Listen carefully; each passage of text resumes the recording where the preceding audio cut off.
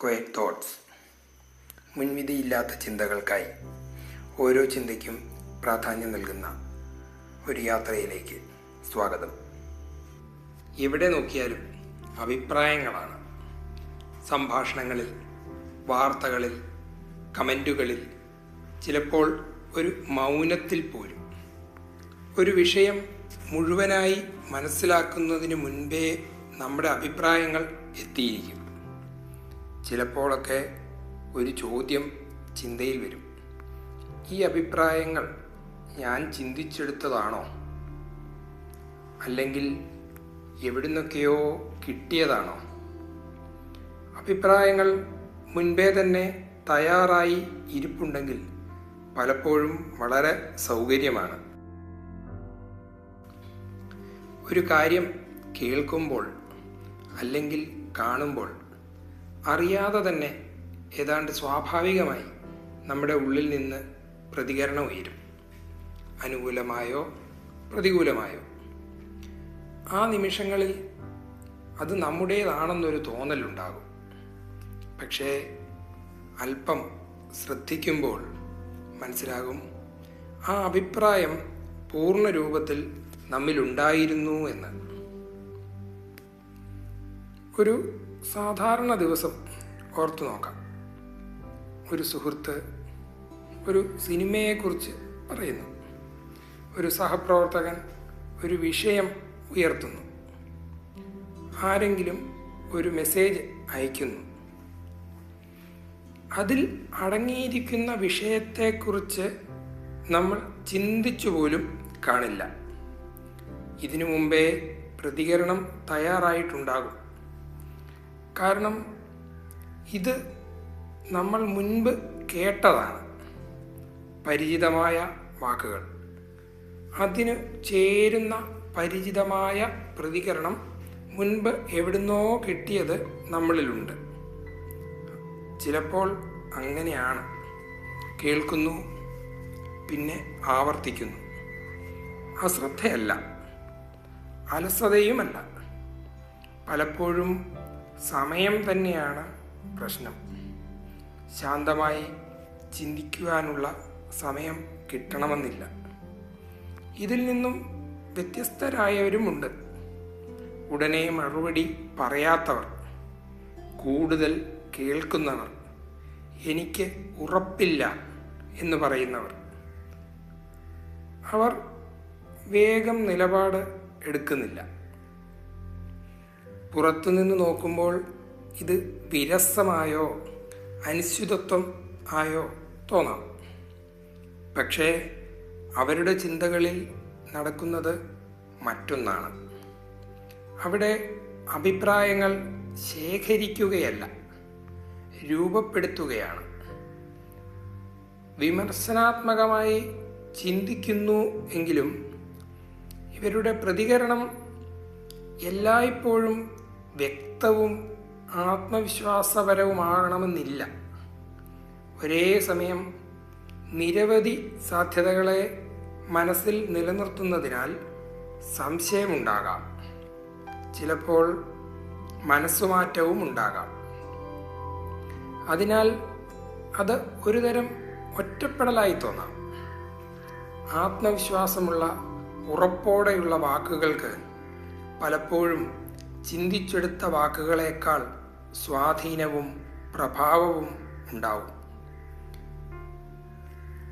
സാമൂഹിക ഇടങ്ങളിൽ പലപ്പോഴും വേഗതയ്ക്കാണ് മുൻഗണന. ഒരു നിലപാട്, ഒരു തീരുമാനം ഉടൻ തന്നെ. അതിനാൽ പലരും വേഗത്തിൽ പ്രതികരിക്കാൻ പഠിക്കുന്നു. അത് ആലോചിച്ചുള്ള പ്രതികരണമാകണമെന്നില്ല. ചിന്ത ഇല്ലാതാകുന്നതല്ല, അതിനുള്ള അവസരം കുറയുകയാണ്. സോഷ്യൽ മീഡിയ ഇതിനെ കൂടുതൽ പ്രകടമാക്കുന്നു. അഭിപ്രായങ്ങൾ മുൻകൂട്ടി പാക്ക് ചെയ്തതുപോലെ എത്തുന്നു. ചുരുങ്ങിയവ, മൂർച്ചയുള്ളവ, പങ്കുവയ്ക്കാൻ എളുപ്പമുള്ളവ. അവ നമ്മിൽ നിന്ന് കൂടുതലൊന്നും ആവശ്യപ്പെടുന്നില്ല. ഒരു ലൈക്ക് അല്ലെങ്കിൽ ഡിസ്ലൈക്ക് അതുമാത്രം. സ്ക്രോളിംഗ് പതുക്കെ ഒരു കടം വാങ്ങലായി മാറുന്നു. അവിടെ നിന്ന് ഒരു ചിന്ത, ഇവിടെ നിന്നൊരു വാക്ക്, അങ്ങനെ വഴിമധ്യേ കടം വാങ്ങുന്നു. പതിയെ ആ കടം വാങ്ങിയ എല്ലാം നമ്മുടെ ചിന്തകളായി തന്നെ തോന്നിത്തുടങ്ങുന്നു. എന്നാലും അധികം ചിന്തിക്കാതെയുള്ള ആവർത്തനത്തിനും ഒരു പ്രാധാന്യമുണ്ട്. അത് ഒരു കൂട്ടത്തിൽ കൂടാനും അവിടെ നിലനിൽക്കാനും സഹായിക്കും. ഒറ്റപ്പെടൽ ഒഴിവാക്കും. അത് മനുഷ്യ സ്വഭാവമാണ്. അതേസമയം ഇതിനേക്കാൾ ശാന്തമായൊരു ഭാവവും നമ്മളിലുണ്ട്. സംശയിക്കുന്നതും ചോദ്യം ചോദിക്കുന്നതും. അത് എല്ലായ്പ്പോഴും ശബ്ദമുയർത്തുകയില്ല. ചിലപ്പോൾ അത് കാത്തു നിൽക്കും. നിശബ്ദതയുടെ നിമിഷങ്ങളിൽ അത് പ്രത്യക്ഷപ്പെടും. ഒറ്റയ്ക്കിരിക്കുമ്പോൾ, നടക്കുമ്പോൾ, സംഭാഷണങ്ങൾക്കിടയിലെ ഇടവേളകളിൽ. അങ്ങനെ ഏറ്റവും ശ്രദ്ധേയമായ കാര്യം എന്തെന്നാൽ, ആഴത്തിൽ ചിന്തിക്കുന്നവർക്ക് പോലും ആവർത്തനം പൂർണ്ണമായി ഒഴിവാക്കാൻ കഴിയണമെന്നില്ല. എല്ലാവരും എന്തെങ്കിലും ഏറ്റെടുക്കുന്നു. ആശയങ്ങൾ, മൂല്യങ്ങൾ, ധാരണകൾ, അങ്ങനെ പലതും. വ്യത്യാസം നമ്മൾ ആവർത്തിക്കുന്നുണ്ടോ എന്നതിലാകണമെന്നില്ല. അത് നടക്കുമ്പോൾ നാം അത് ശ്രദ്ധിക്കുന്നുണ്ടോ എന്നതിലാകാം. അതുകൊണ്ട് നമ്മുടെ ചോദ്യം ആരാണ് ചിന്തിക്കുന്നത്, ആരാണ് ആവർത്തിക്കുന്നത് എന്നതാകണമെന്നില്ല. ഒരുപക്ഷെ ഇതെല്ലാം നിമിഷങ്ങളെക്കുറിച്ചാകാം. ശ്രദ്ധിക്കാതെ ആവർത്തിക്കുന്ന നിമിഷങ്ങൾ, ആത്മപരിശോധന ചെയ്യുന്ന നിമിഷങ്ങൾ, ഈ രണ്ടും ഉണ്ടാകും. പലപ്പോഴും ഒരേ മനുഷ്യനിൽ, ചിലപ്പോൾ ഒരേ സംഭാഷണത്തിനുള്ളിൽ. അതിനെ വേർതിരിക്കാനോ തിരുത്താനോ അല്ല, ശ്രദ്ധിക്കാൻ മാത്രം.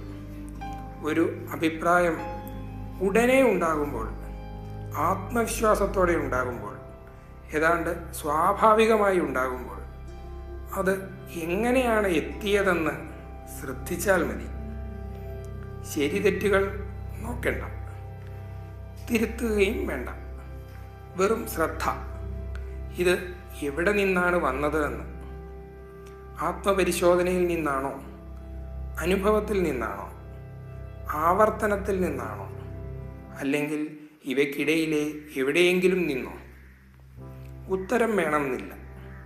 ചിലപ്പോൾ ചോദ്യം മാത്രം മതി ശാന്തമായ ചിന്തകൾക്ക് തുടക്കം കുറിക്കാൻ. കേട്ടതിന് നന്ദി. വീണ്ടും കാണാം.